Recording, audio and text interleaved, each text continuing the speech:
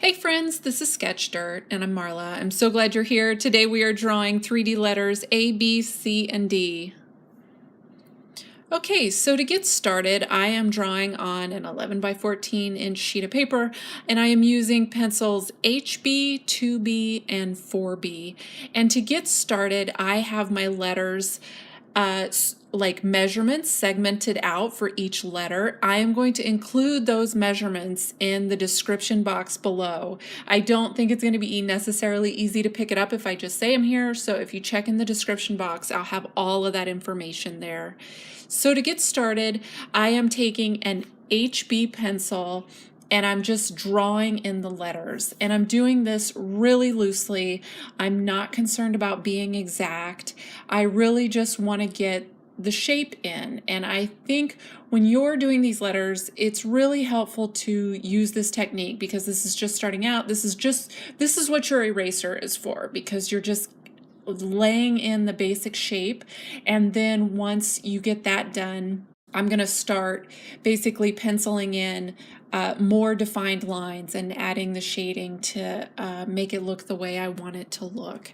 But for this initial part, I'm just taking my time, I'm just taking a look at everything, and I'm getting a sense for how the letters are going to fill the space that I've drawn out. And really, when you measure out how large you want your letters in advance, this does so much of the work for you. I would say this does, like, I don't think I'm exaggerating when I say like measuring it out does about 50% of the work for you, because it's just all set, and from there you're just putting the letters in according to those measurements, and you can really focus then on what you want it to look like, because you can feel confident that all the letters are going to fit on the page basically for what you're drawing.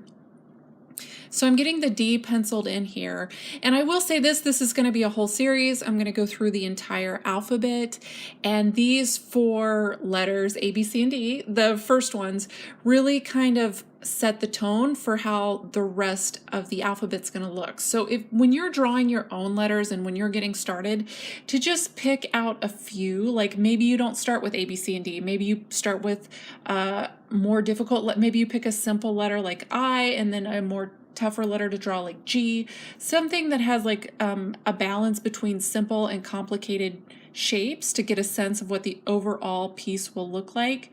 But really, I feel like A, B, C, and D does that. There is a mix of like easy letters, like I think the A, and then a more complicated letter like the B that kind of sets the tone for what the rest of the alphabet is.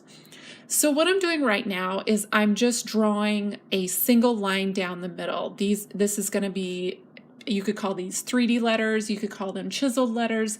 I think maybe loosely you could call it graffiti letters, but I'm just getting that middle line, and this is going to form one of the edges of that 3D portion of the letters. And right now I'm just going through and erasing all these lines. And this is what I say when I say you're just getting a feel for how the whole overall piece is going to look. And then you're really using that eraser to get rid of all those lines that you don't want in there. And as you'll see here, I don't have a lot of lines left of even the letters because I've already penciled it out, and in my mind I definitely know how I want it to look. And so when I go back in, it's so easy to just start penciling it in there. And I will say, even this next time when I'm going back in, this isn't the final line. I'm still kind of feeling it out. I'm still kind of getting a sense of where I want everything to be. I'm adding that extra portion at the bottom of the letters, like the extra, I guess you could call it like a facet or an edge, whatever you want to refer to it as, but I'm just adding those extra lines in to get the effect I want. And at the end of it, I will put in a final darker line. The pencil I'm using right now is the 2B pencil, and so I've kind of darkened things up. That HB pencil is just to get that a very light, it's going to be much more easier to erase if you're using a lighter pencil to start with.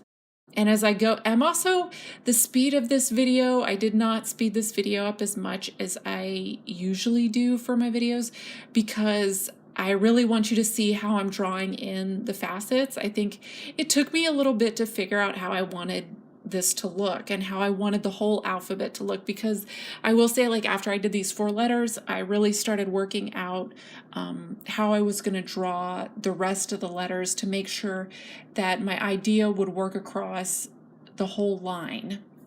And I encourage you to do the same thing. Or I will say this, if you just have like 1 or 2 words, if it's like a poster or just a hand-drawn a thing that you're making, like, just go for those words. Maybe don't even spend time on the rest of the alphabet if you don't really need it.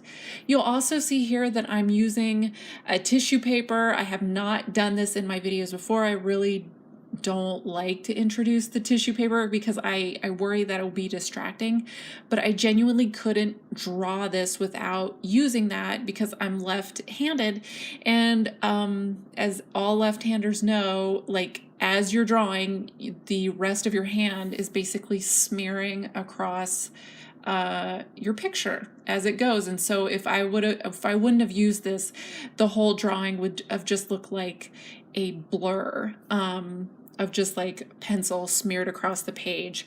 I actually usually in my videos, the technique I use to help with this is I will draw the picture from right to left as opposed to left to right.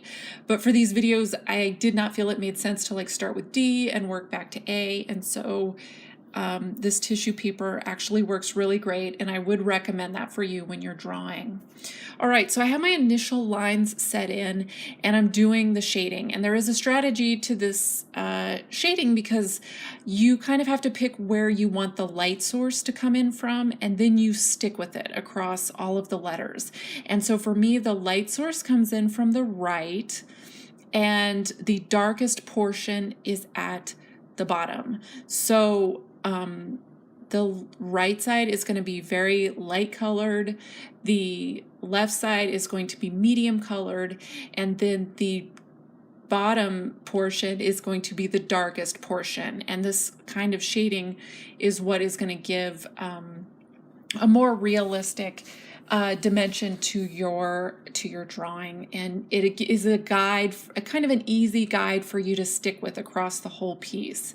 And so as you see here, like, what I've done is, because the light is coming in from the right, the B, the shading doesn't gradate all the way down. It just it stops in the top area. And then you see this darkest portion because the bottom is the darkest, and then the top portion is the medium level of shading. So basically there's 3 levels. There's dark, medium, and light.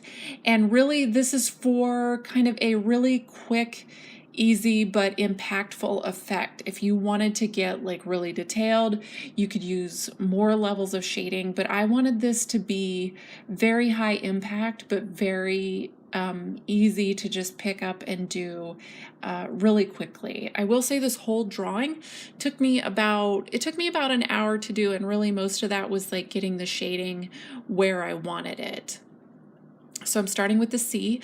The C was a little bit difficult because the whole piece is round. So where do you start the shading? Where do you stop it? And that I experimented with a little bit, which I also encourage you to do.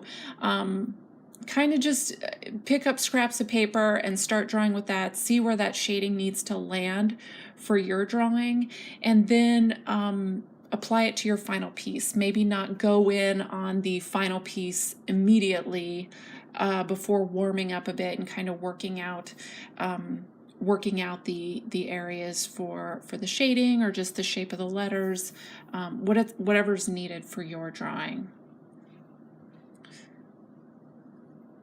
Also, when I'm drawing here, you'll also notice that the letters are not super perfect. That's something it's something I think about when I do these videos. Like, do I want to bring a ruler in? Do I want to like get it really more precise, like specifically for these letters? Because that is part of it, is that these letters need to look a bit precise in order for them to look faceted or dimensional. And ultimately I decided no. I do not want them like I really want that kind of imperfect look, because this is drawing. It's not on the computer. And that's kind of always how I make a decision, is like, will that ruler help my drawing, or am I trying to make it look more like a computer image? And I don't want to do that. I want these to be actual, the way it is when you're just freehand drawing, and I want those imperfections. I think that that really gives character to the piece. And then if you did want that perfection, you can definitely go on the computer and apply that. It's so easy. It's so easy to do. So I'm getting the D shaded in here. And as you can see, this is kind of where, if you wanted, depending on your picture, you could stop here. Like, it's basically like there is a version of this where it's not very, the darks and the lights are not very contrasting, and that is one way that you could draw this.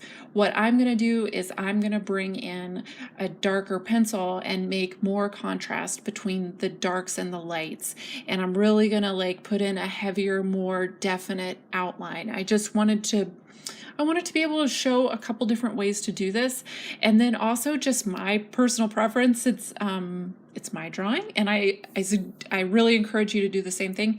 I just wanted to add that, like, I liked it. I liked the effect, and you should definitely, for your drawings, make decisions like that in your mind. Like, just ask yourself genuinely, like, what do I like? What do I want to draw? I think that's like one of the best things about drawing, is you get to constantly ask those questions of yourself, ask yourself what you like, what you want to see, and then you just get to pick up a pencil and a piece of paper and make it happen. That's really what I love so much about drawing, is it's very immediate and the results are right there, and there's not a lot that you have to do to get exactly what you want down. So as I'm finishing up here, I'm getting the shading in on this C, and you'll see, no pun intended. This is a tough one because it's round, and this is part of the challenge of like drawing the alphabet, is like trying to figure out like, where does that shading go? As you look, you see that I didn't extend the shading all the way to the edge. It's because you really have to like keep in mind, where is the light starting and stopping. And so if I kind of made up the rule that the light would come in from the right and it would be darker on the left and the darkest coming from the bottom. And so if that's the rule, then it works best if you kind of like follow that rule throughout the whole thing. If you had a different effect you were going for, maybe that would be a little different, and you would just adjust it accordingly.